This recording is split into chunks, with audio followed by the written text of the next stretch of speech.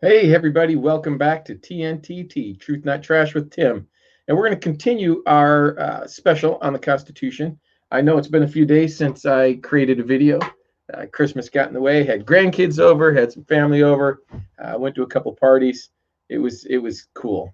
And you know what? It felt good to feel free, to feel like I have liberty again, to not have somebody breathing down my back. And that's why I was hanging out with like-minded people. Not sheeple. Notice I said people, not sheeple, right? And we're not going to get into all that tonight. But what we are going to cover tonight is a little bit more on the Constitution. So tonight we are going to cover Section 5 and Section 6. Section 5 is it says powers and duties of Congress. Section 6, rights and disabilities of members. And depending how fast that goes, we might cover Section 7, which is kind of long itself. But I'm thinking we might do Section 7 tomorrow. I'm going to do 2 days in a row, skip Wednesday, hit New Year's Eve on Thursday, possibly, hopefully. If not, definitely New Year's Day. And then I'll do 2 or 3 over the weekend so we can get ahead of the game here. So,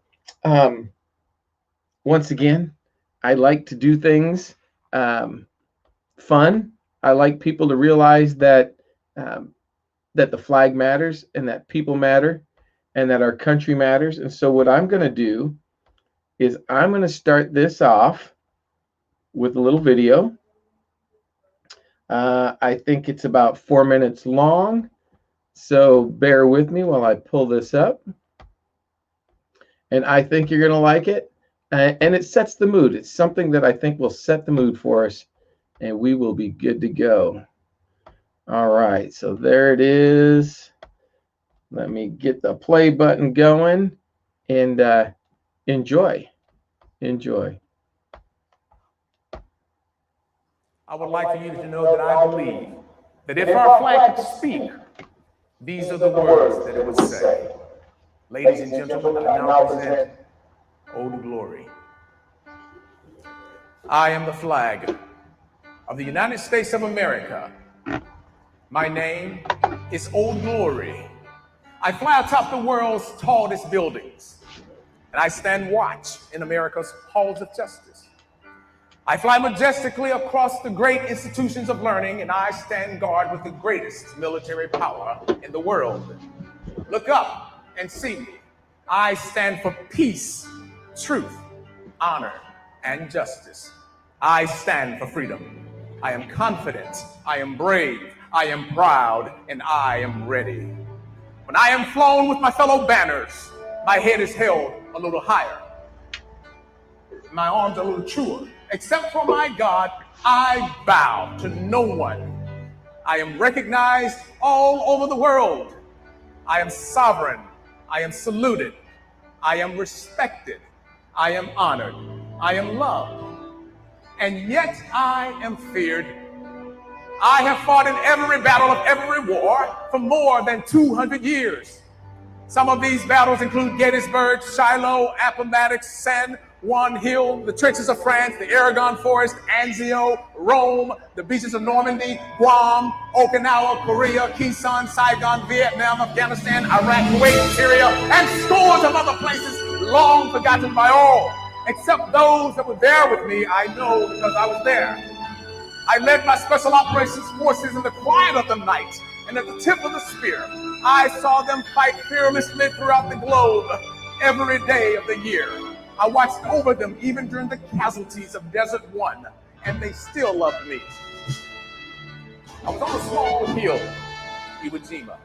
I was dirty, battle-worn, tired. But my soldiers and my sailors, my airmen, my Coast Guardsmen, my Marines, they all cheered me, and I was so very proud. I was at Ground Zero in New York City on September the 11th as cowardly fanatics attacked America. I was raised from the ashes of once proud buildings by brave firefighters.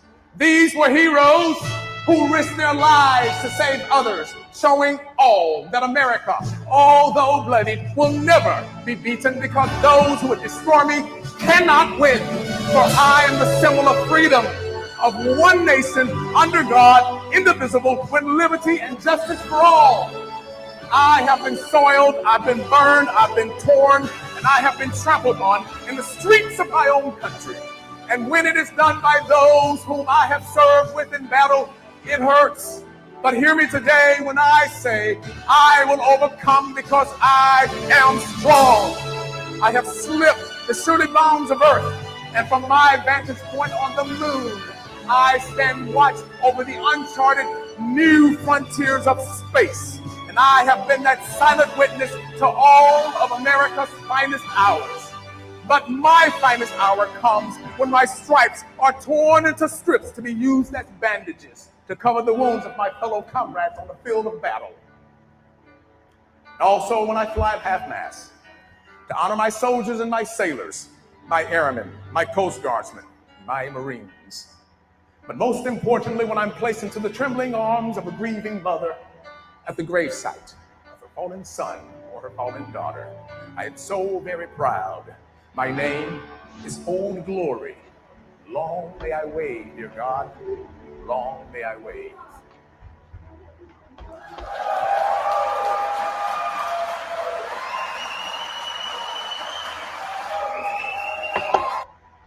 Yeah, so tell me that's not motivational. Just wow, right? And I mean, it almost brings tears to my eyes. I'm probably one of the most patriotic people you're ever going to meet. I mean, this is my grandfather's uniform. I don't know if I went through all this. He was a Marine in the Pacific. Pretty sure it was the Pacific. He died when I was really young, so I didn't get a lot of the details. But he was a Marine during World War II. And then the hat up here, this is my grandmother's.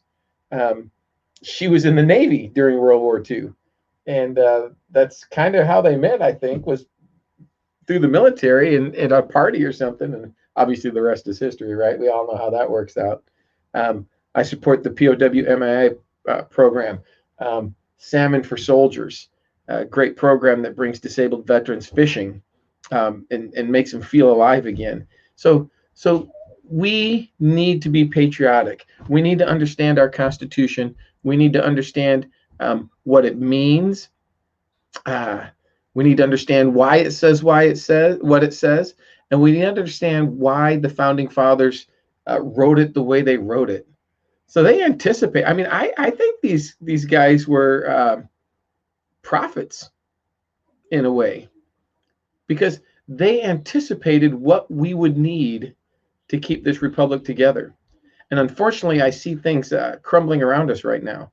I see things that they thought was needed to have a strong republic falling apart. And a lot of that is, a lot of that is the educated electorate, right? A well-educated, well-informed electorate. And right now, that's not what we have. That is not what we have. So let me put my glasses on real quick. I'm going to read a real quick excerpt from my favorite book. And a few of you guys have went out and got it, and that's awesome. And good luck with reading it. It's a long read, but it is totally worth it. So we're going to talk about Madison real quick. And I'm just going to read the one paragraph, and we'll think about it for a second and then move on to the Constitution. Modern Americans are assaulted by misguided calls for partisanship, or for bipartisanship. It's a code word for one side ceding its ideas to the party favored by the media. In fact, however, Madison detested compromise that involved abandoning principles, and in any event, thought that the republic was best served when factions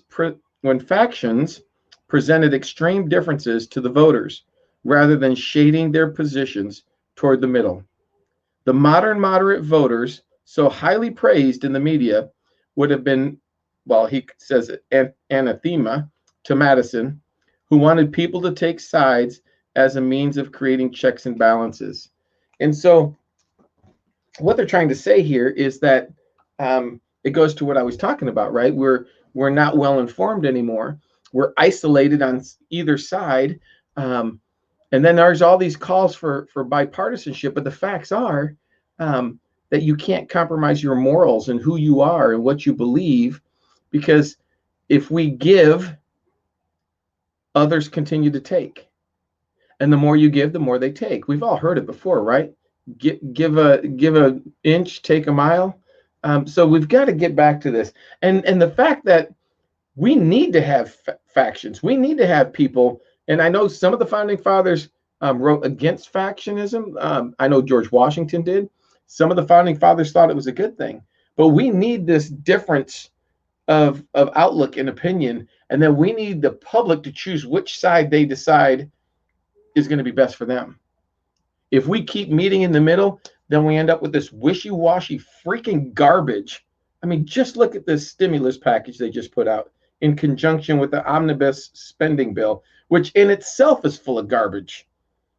And if you want, I'll get it. You text me and we'll look at it together, or you email me, we'll look at it together. I'll make a video on it and we'll go through some of the garbage that's in there. Unreal stuff that our founding fathers should be rolling in their graves about, and you should be standing up and yelling and screaming and writing every single congressman and senator, letting them know to quit this pet project pork BS. Anyway, off on a tangent, right? So, all right, let's do this. So, Section 5, powers and duties of Congress. And I think some of this stuff is going to go pretty quick this time because there's not going to be a lot of explanation needed. Section 5, here we go. Each house shall be the judge of the elections, returns, and qualifications of its own members, and a majority of each shall constitute a quorum to do business.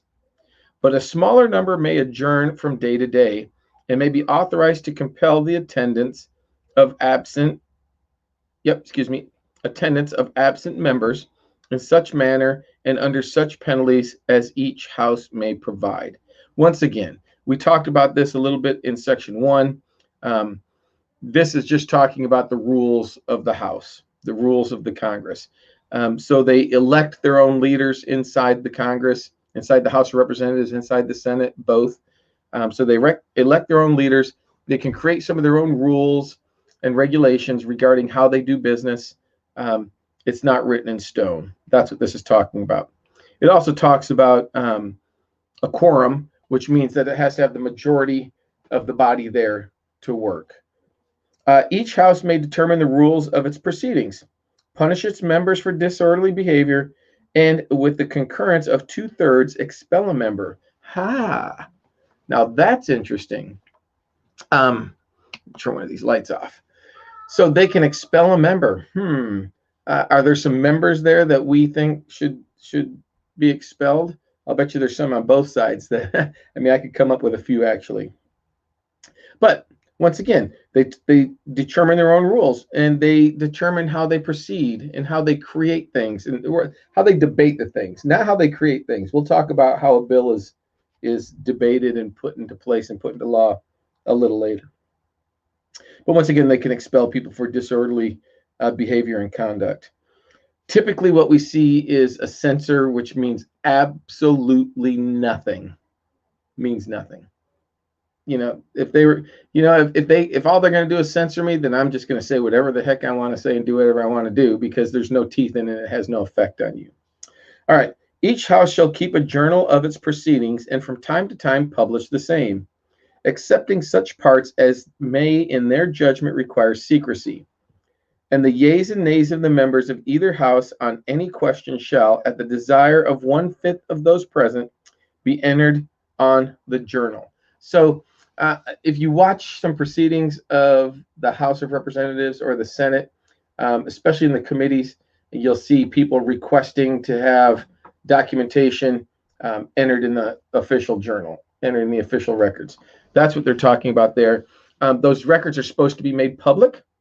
So if we ask for them, we're supposed to be allowed to see them. It says here that from time to time publish these journals. I don't know that they do. I'm positive they do. I just don't know where they would put them. So you could search that out and find them if you'd like. And of course, the Constitution, even back in these days, says, hey, There's certain things that we just shouldn't share and just shouldn't talk about. Not that we shouldn't talk about, but shouldn't be public knowledge or shouldn't be out there for our enemies to get a hold of. So if it rises to that level, then it doesn't have to be made public. Okay.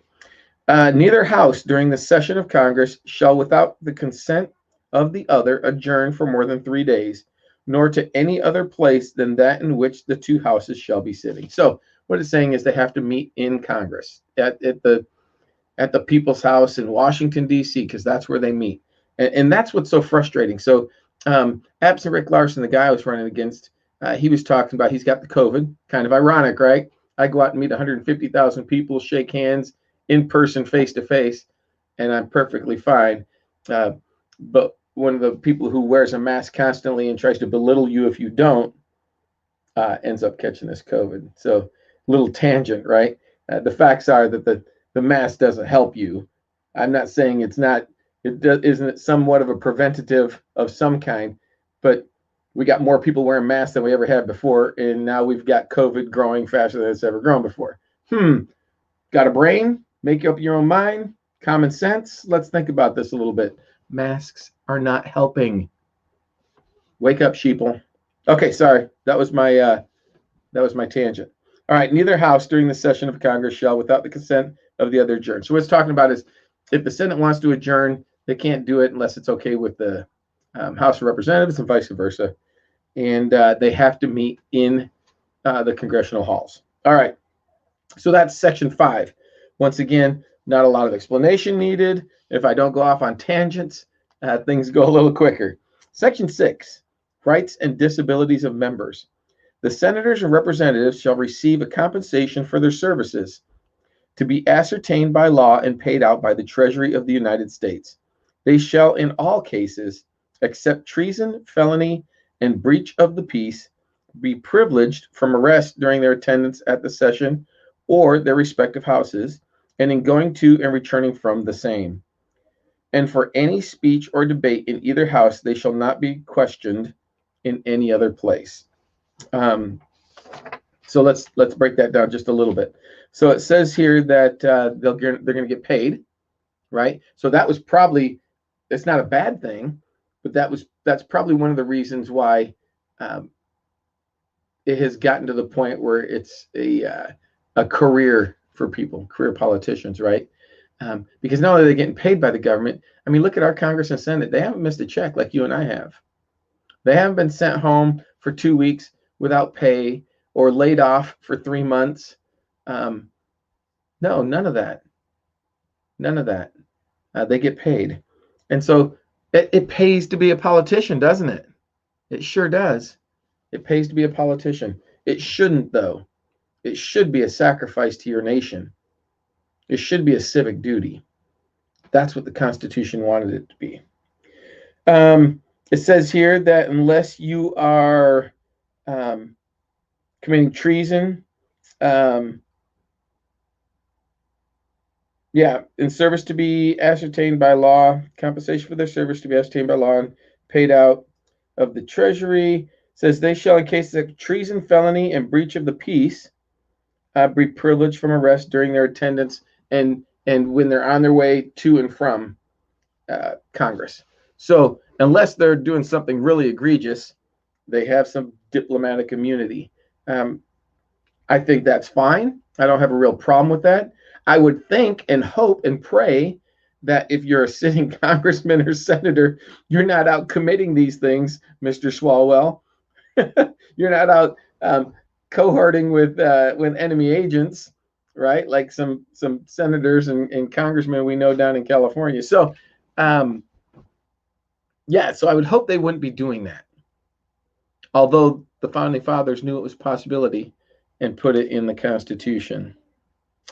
All right, and it also says that once they've given a speech or a debate in the House, they don't have to talk about it outside of the halls. They don't have to go explain to people why they said what they said. I don't necessarily agree with that, but that's the way it's written.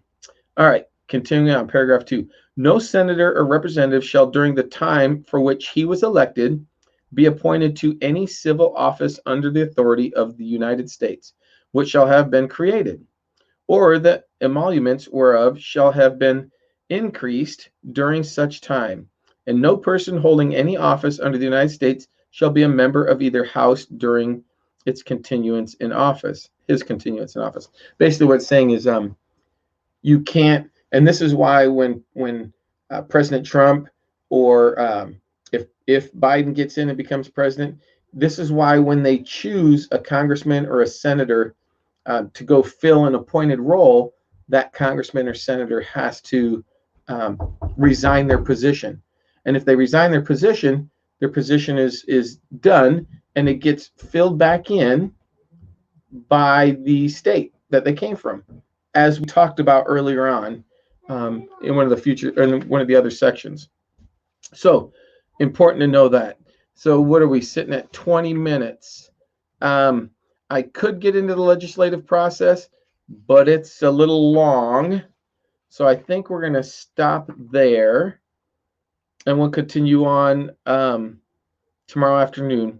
So tomorrow afternoon, let's talk about this. Tomorrow afternoon, we'll do Section 7, the legislative process, and Section 8, powers of Congress. And powers of Congress is pretty long as well. But it's a bullet point thing, and it lists them out. And so I would suggest that you go ahead and go out and find that. Read that a little bit so you have a little bit of a head start on it. And I'll bone up on it tonight at work during my break at lunch. And we'll come back tomorrow and we'll do this all again. So once again, thanks a lot for being here. I appreciate you clicking the little box down there that says subscribe, share, tell your friends about it.